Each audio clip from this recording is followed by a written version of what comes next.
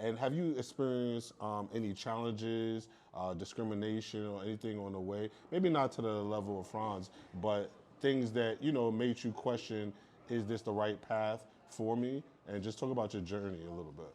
Sure, yeah. Interesting the way you posed that question, because so I grew up, my father is black, my mother is an Ashkenazi Jew, and I grew up sort of around a family that was my mother's family was not so Torah observant, right? So more becoming American and sort of buying into what it means to be American. They were. So did your parents live in the same house? Did you live in the same growing house? up? Okay. Yeah, okay. they did growing up for the most of my youth. But both of my parents were musicians. That's how they met. Okay. So my mother's family escaped the Bolshevik Revolution. It wasn't so good for Jews. There was a pogrom, and half of the family went to Israel, half went to New York. The ones that came to New York were musicians, so they got they played at the Philharmonic and things. And my father's family, my great grandfather was the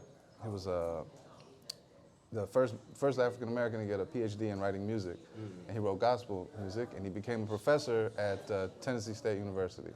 So music was not just in the family; it was like an integral piece of surviving, adversity for both sides. And so my parents both met in grad school, music. So my mother, so I grew up with a Jewish identity that was not really centered around Torah observance, and so as I started to, I got a little older, I was a teenager, I did get curious about, wanting to lean into that a little bit. It was actually a friend of mine who was Christian who was asking me questions about, why I'm not doing what he does. You're not really even doing what you're supposed to do. And that kind of put some pressure on me to find out a little bit more about that. And it was my father who sort of led me to go to, the movement's called Chabad Lubavitch, and it's a member of the Hasidic branch. So there's like an emphasis on, the mystical side of things and understanding the universe with also the legal parameters and following and observing the laws, but through the lens of understanding things spiritually. And so my father was really into that. A lot of blacks in the 60s and 70s, they really into metaphysical things, and so it led him to the Jewish mysticism, Kabbalah, Hasidus. So he actually is the reason I went to the Orthodoxy, not my Jewish mother, but my father. And I was a little nervous, coming to it, because I had some experiences as a child of just nothing aggressive, but little microaggressions like, oh, what brings you here?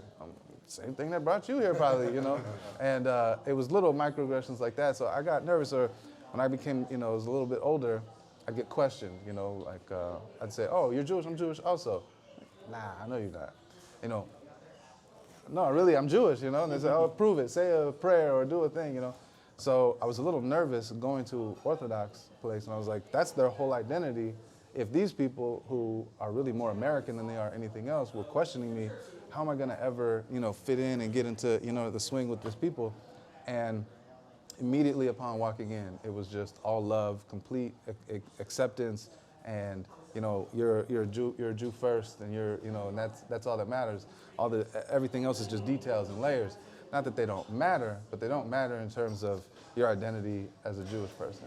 And so I think with that love and that acceptance, I just stumbled right into it. Ended up coming out here to yeshiva and became a rabbi eventually after some years. And so yeah, thank God. Amazing. That's a dope story. We definitely gonna have more questions.